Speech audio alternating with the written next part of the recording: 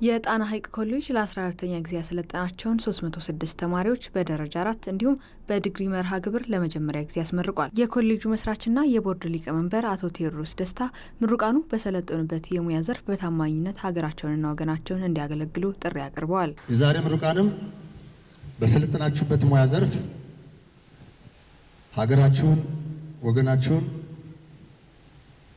እንደምታገለግሉ ተስፋ ያደረኩ ይሄ ትምህርት የመጨረሻችሁ ሳይሆን የመጀመሪያ ነውና በተማራችሁበት ትምህርት የበለጠ ደግሞ ዕውቀታችሁንና ክህሎታችሁን ጨምራችሁ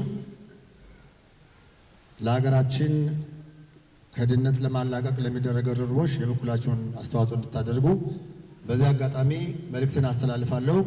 የጣና ሐይቅ ኮሌጅ አካዳሚክ ዲን አቶ ጥላሁን ታደሰ ኮሌጁ ተመራጭና ብቁ የሆኑ ተማሪዎችን እያፈራ ያለ ኮሌጅ ነው ብለዋል።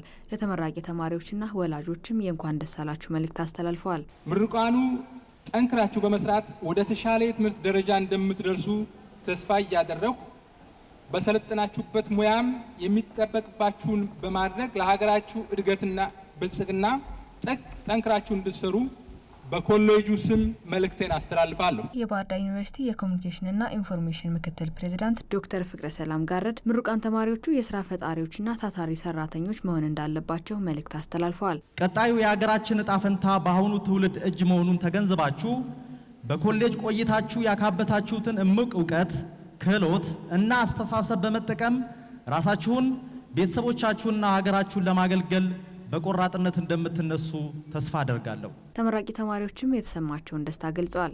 ሳይማር ላስተማሩ ቤተሰቦችን መርዳትና ራሴንም ከዚህ በላይ ደግሞ አብቅቼ የሚጠበቅብኝ ነገር መስራት ነው ፈልግ። መምህሮቼም በጣም ጠንካራ ናቸው። ትኩረት ስለሚሉን ከጓደኞቼ ጋር በቃ ልክ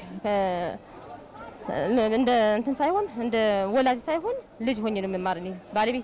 የባለቤቴ ጥረት ነው የመምህሮቼም ጥረት ነው። ያው ጠንክሮ በማንበብ ነው ያለኝን ጊዜና ለትምህርት መስዋዕት አድርጌ ትምህርቴን በሚገባ እየተከታተልኩ ቆይቼ ለዚህ በቅቻለሁ። በተለይ ለመምህራኖች ውድ ምስጋናዬንም እገልጻለሁ።